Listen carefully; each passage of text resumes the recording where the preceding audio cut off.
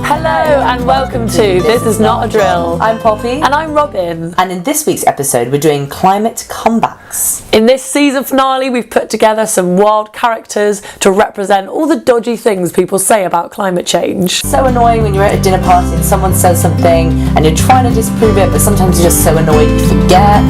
So this is hopefully going to help with that. Yeah. I know what you're saying, but I just think someone's going to invent something and bail us out. No problem. No one's going to invent a massive carbon dioxide sucking machine. We kind of know what we need to do already, and that's not just wait around for someone to invent something totally implausible, not least because we're really running out of time. And I think the reason people like this argument is because they don't want to change any aspect of their lifestyle. So we could carry on consuming, carry on wasting, and just assume that there'll be a kind of fix rather than solving the root cause of the problems in the first place. So we would say, great that you're optimistic about the future of human ingenuity, but actually we already have the solutions. It's renewables, it's cutting down waste, it's consuming less, and that's just what we need to do, and we have to all make the sacrifice.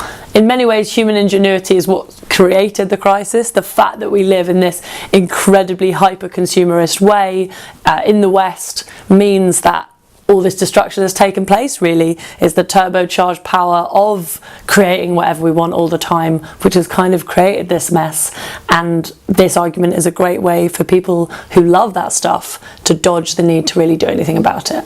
And lots of the quick fix solutions, putting giant mirrors in space to, kind of reflect light, have actually major problems with them, and none of them have really been an effective solution so far. So faith in Silicon Valley may be overstated. Absolutely. The problem with these massive big bioengineering solutions is that we don't actually understand the complexity of the earth very well. That's why we're in this dire situation. So the idea that we can put a load of iron in the sea or put a big mirror to reflect the sunlight out back into space just isn't really going to wash, because we don't know how it will affect different parts of the Earth's systems and how that might actually have a worse impact on human beings.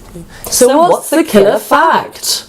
In October 2018, the Intergovernmental Panel on Climate Change, a group of scientists who compile research about climate change from across the globe, said that climate change could be irreversible by 2030. This is no longer a long-term problem. This is happening here and now. The problem with climate change is it's not newsworthy. You know what I'm saying? I'm talking about front page news. I'm talking about hard news. I'm talking about hard-nosed news. I'm talking about all the news that we need to have on our front page.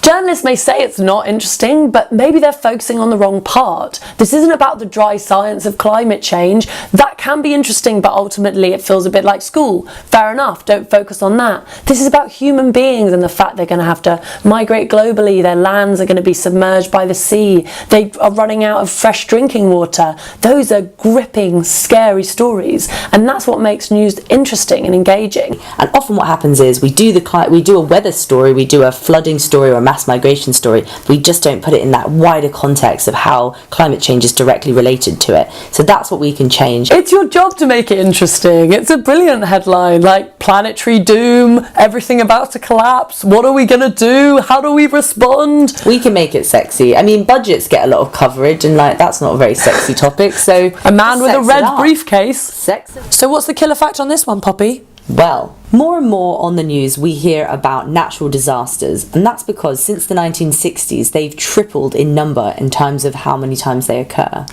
In fact, every year 60,000 people die as a result of these disasters, predominantly in developing countries. I just believe that the human race deserves to die. I don't fear climate change because this is just the way the world wipes off the face of the planet those that don't deserve to live anymore. We kind of have to agree to disagree about humanity not having any worth and it being okay to get rid of humanity. But even if you think humans are the problem, not every human being created this crisis. There's a very small number of people in the world who set up a system that has ravaged the earth in such a way that we're in this crisis. And of course, it's not just human life that's at risk here, it's the entire ecosystem. So that's what we need to fight to preserve just as much as humans. Killer fact! Humanity has wiped out 60% of the animal populations on this planet since 1970. What do I care? I'll be long dead by the time climate change takes any effect. Even if you have only a few years left, don't you want the legacy of your generation to be that you took action and made sure that the world was a better place for future generations? Killer fact. Climate change and the things that are responsible for causing climate change are already killing loads of people on the planet.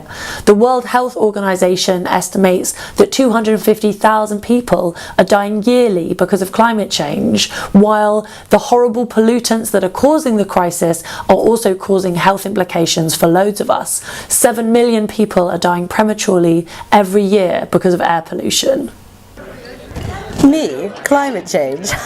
I won't be affected, darling. Where I live, there is no climate change. Bring it on, I say. If there's a bit of nice warm weather, why not? Climate change doesn't affect us all equally, and people who already struggle to get adequate food and water are going to be really harshly affected by climate change. Where you are in the globe really matters in terms of how much climate change affects you. In fact, the Foreign Minister of the Marshall Islands, Tony de Brum, compared climate change to a genocide of island nations, saying that atoll nations, which are a kind of island made of coral that rise up like a donut, are totally at risk of disappearing because of climate change, and that fundamentally these people's lives are being disregarded globally. And what's the killer fact on this one, Robin? Wherever you live, climate change is going to affect you. Even in Britain, where the government said that a third of the coastline cannot be affordably protected. Just to name a few of the places where erosion will be a factor, we're talking about Lincolnshire, East Anglia, and the coast between Liverpool and Blackpool. There's no such thing as climate change. Something invented by the Marxist lefties, to control us. Okay? Climate change is it's not real. There's natural rhythms. Oh, there it is, the climate denier. We all know one. Yeah. And I guess the response to this is, okay, that's true, the climate is dynamic and changing. Historically, there have been 7 periods of glacial advance and retreat. The thing is, when we look at that history and what's happened with the climate, we see with even more clarity that it is us that's caused this problem, and that this problem is actually massive. Historically, the periods of warming have always correlated with high greenhouse gases, and that's what we're doing right now. We're putting vast amounts of greenhouse gases into the atmosphere, and we're heating incredibly fast. What's more, what's at stake here is not just geological processes, it's how species currently alive can adapt to them, and stuff's happening so quickly that even humans don't stand much of a hope in adapting, never mind the rest of the animals who live on this planet. Killer fact. Natural rhythms may be a factor, but we haven't seen these levels of CO2 in the atmosphere for 800,000 years. We hope you enjoyed this final video of the season, and we have equipped you with some killer fact comebacks. Killer fact comebacks are all yours, and we hope that you can use them. Do let us know any alternative comebacks or any other things that you've heard people say in the comments. And we really would love it if you subscribe, so please do share and subscribe. Bye!